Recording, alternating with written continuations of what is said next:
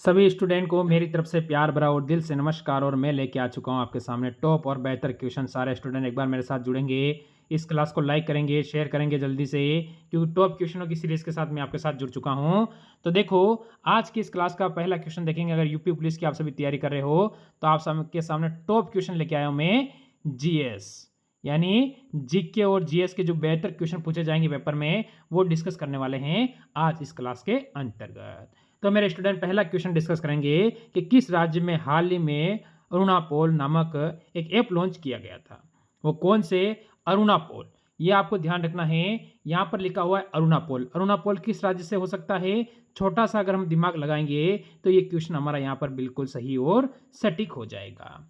Option देखो, सिक्किम, ओडिशा, असम, अरुणाचल प्रदेश। यानी अरुणापोल की अगर मेरे स्टूडेंट बात हो रही है यहाँ, तो हम जाएंगे अरुणाचल प्रदेश। ऑप्शन नंबर मेरे स्टूडेंट जो बच्चा डी देगा वो बिल्कुल सही है।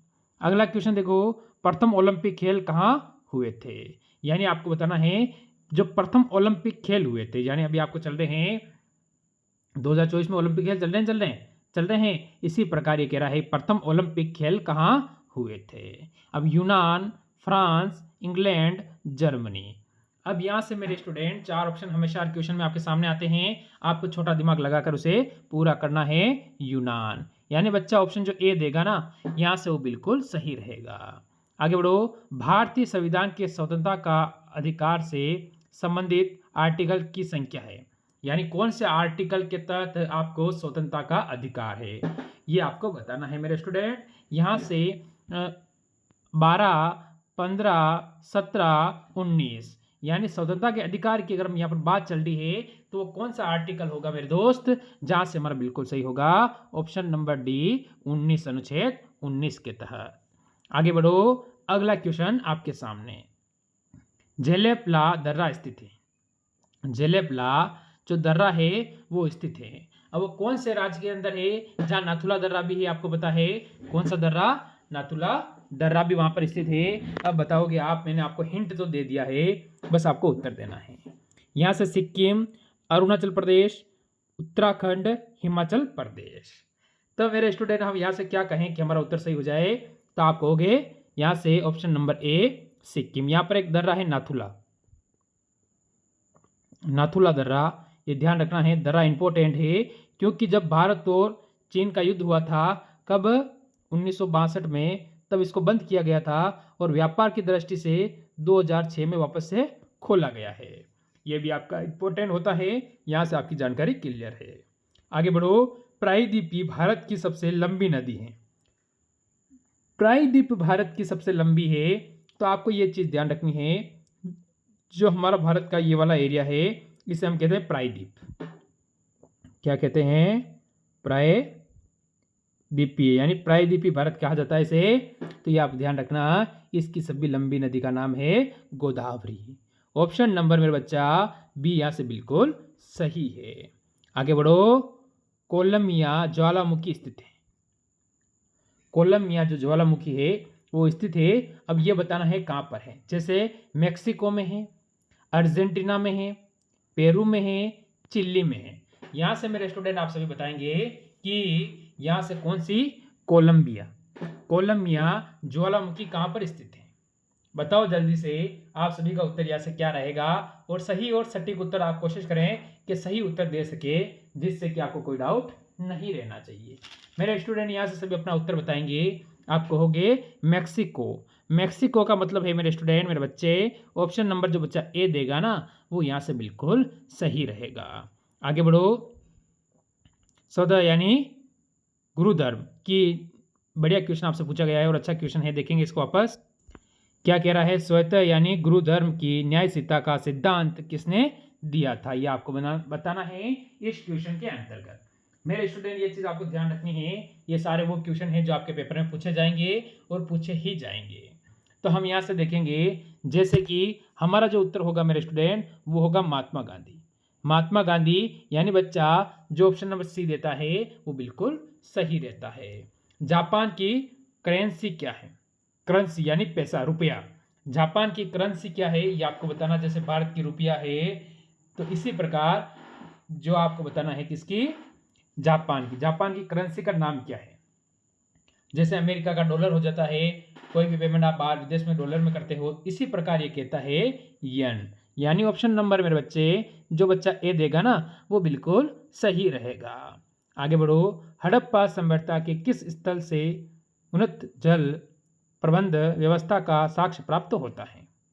तो कहाँ से होता है ये हमको बताना है मेरे स्टूडेंट। लोथल, धोलावीरा, बनावली, राखीगढ़ी, बताएंगे सारे स्टूडेंट। यहाँ से हमारा उत्तर क्या होने वाला है? ये बात चल रही है हड़प्पा सभ्यता की, यानी जिसे हम सिंधु घाटी सभ्यता भी कहते हैं। यानी हमारा उत्तर यहाँ से मेरे स्टूडेंट क्या होने वाला है? अब यहाँ से देंगे सारे बच्चे अपना उत्तर कि सर जी ऑप्शन नंबर बी, यानी हम कहेंगे कि धोलावीरा बिल्कुल सही रहेगा। आगे बढ़ो। नियंत्रण एवं महालेखा परीक्षक यानी केग अपनी लेखा परीक्षक रिपोर्ट निम्न में से किसे सौंपता है? अपनी रिपोर्ट होती है वो किस चीज को सौंपता है? यानी यहां से कह सकते हैं लोक सेवा समिति को, संसद को, राष्ट्रपति को, लोकसभा अध्यक्ष को। आखिरकार जो अपनी रिपोर्ट होती है वो किसको सौंपते हैं? हम बात यहाँ पर रिपोर्ट की चल रही है। तो मेरे स्टूडेंट आप सभी क्या कहोगे कि आपका उत्तर यहाँ से सही और सटीक हो जाए? तो हम यहाँ से क्या कहें? क्या राष्ट्रपति कहें या फिर लोकसभा अध्यक्ष कहें, संसद कहें, लेखा लोक समिति कहेंगे, लेखा समिति, यानी ऑप्शन नंबर सी यहाँ से जो बच्चा देता है वो बिल्कुल सही है, राष्ट्रपति। आगे बढ़ो। भारतीय उपमहाद्वीप के अंतर्गत कुल कितने देश आते हैं? ये आपको ध्यान रखना है। भारतीय उपमहाद्वीप के अंतर्गत कुल कितने देश आते हैं ये आपसे पूछ रहा है। 3। अच्छा, ये नहीं होगा कि भारतीय उपमहाद्वीप में भारत का स्थान कौन सा, ये पूछा होगा इसने स्थान। तो कौन सा स्थान है भारत का? और या फिर आप इसका उत्तर मेरे को कमेंट भी कर सकते हो, ये आपको ध्यान रखना है। दोनों का उत्तर मेरे को देना है। आगे बढ़ो। बिस्मिल्लाह खां का संबंध किस वाद्य यंत्र से था? बिस्मिल्लाह खां था, उसका संबंध कौन से वाद्य यंत्र से था, यह आपको बताना है। अब यहां से हम कहेंगे जैसे कि सरोद, तबला, सितारा, शहनाई। तो बिस्मिल्लाह खां की यहां पर बात हो रही है मेरे स्टूडेंट। यहां से आप क्या कहोगे? बिल्कुल बिल्कुल बिल्कुल मेरे दोस्त, बिल्कुल आप सही कह रहे हो, शहनाई। शहनाई का मतलब मेरे स्टूडेंट ऑप्शन नंबर डी बिल्कुल सही है। आगे बढ़ो।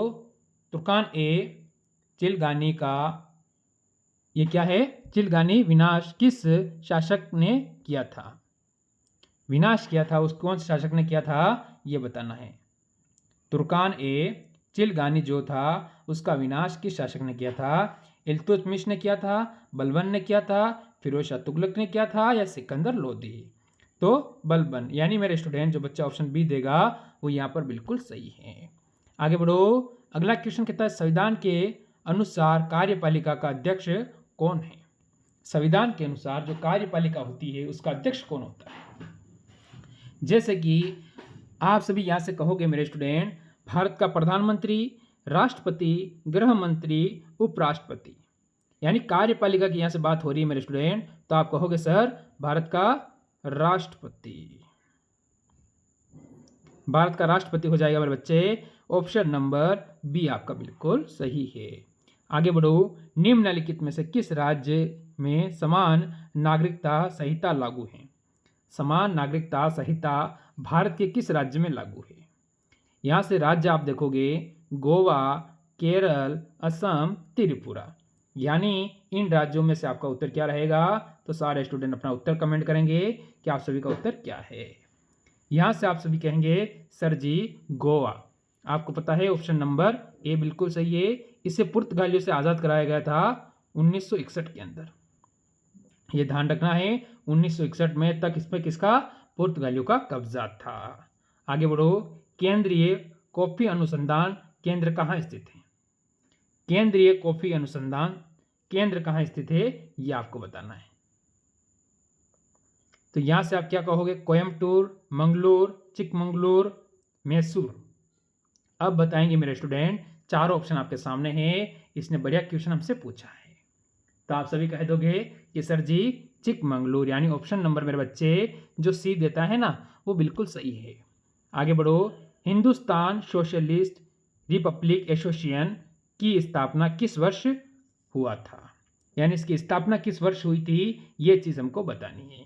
ऑप्शन 1924, 1926, 1928, 1932। यहाँ से मेरे स्टूडेंट अपना उत्तर क्लियर करेंगे और उत्तर आप सभी का सही होना चाहिए, चाहे कोई सा भी हो। मेरी बात आप सभी के दिमाग में बैठ चुकी होगी मेरे स्टूडेंट, मेरे बच्चे, मेरी बात आपके समझ में आई होगी कि सर ऑप्शन नंबर सी यानी 1928। जो बच्चा 1928 उत्तर देगा वो एकदम सही है। महाजन समिति का संबंध किस उद्योग से संबंधित है? महाजन समिति है उसका संबंध किस उद्योग से संबंधित है? उद्योग आपको बताना है, चमड़ा उद्योग, चाय उद्योग, चीनी उद्योग, सीमेंट उद्योग। यहाँ से मेरे स्टूडेंट, मेरे बच्चे, हमारा उत्तर यहाँ से क्या है कि बिल्कुल सही हो जाए। तो मेरे स्टूडेंट, जो बच्चा ऑप्शन सी यानी चीनी उद्योग देता है वो एकदम यहाँ से सही रहेगा। आगे बढ़ो। किस अनुच्छेद के तहत सारे देश में समान नागरिकता व्यवस्था लागू की जाने का प्रावधान है, यानी सभी तरह समानता, जिससे आप कह सकते हो कि ऐसा कौन सा अनुच्छेद है जिसके तहत हम क्या करते हैं, नागरिकता व्यवस्था लागू किए जाने वाला प्रावधान है। या तो हम कहेंगे अनुच्छेद 40, अनुच्छेद 41, अनुच्छेद 43, अनुच्छेद 44। यहाँ से मेरे स्टूडेंट अपने सारे बच्चे अपना उत्तर क्या दे रहे हैं कि आप सभी का उत्तर क्या आ रहा है? तो आप सभी को सर जी ऑप्शन नंबर डी अनुच्छेद 44 बिल्कुल सही रहेगा। आगे बढ़ो। ईवीएम का पहला प्रयोग कब हुआ? ईवीएम का पहला प्रयोग कब हुआ था? ईवीएम जो है ना, अभी जिस पर सवाल उठ रहे थे, जिसके तहत आखिर, और बात सही भी थी, उस ईवीएम के तहत ही कम से कम बीजेपी कम से कम 80 सांसद और वत्ते लेके ज़्यादा लेके गई, बाकी इनसे भी बीजेपी को हाथ धोकर बैठना पड़ता था। ये बात सच बात है कि ईवीएम के जरिए कम से कम 80 सांसद ज़्यादा जीते, और कम से कम जहाँ से वाराणसी से वोट पड़े थे वहाँ से भी कम से कम बताया जा रहा है 1,50,000 वोट ईवीएम से ज़्यादा बताए गए थे। तो ये बात सच है। तो मैं बात करूँगा कि ऑप्शन नंबर सी 1999 की। मेरे मित्र, ऑप्शन नंबर सी यहाँ से बिल्कुल सही है। आगे बढ़ो। चीन का राष्ट्रपिता किसे कहा जाता है? चीन का राष्ट्रपिता, जैसे कि भारत का राष्ट्रपिता कहा जाता है महात्मा गांधी को, उसी प्रकार ये पूछ रहा है कि चीन का राष्ट्रपिता किसे कहा जाता है? सनायत सेन।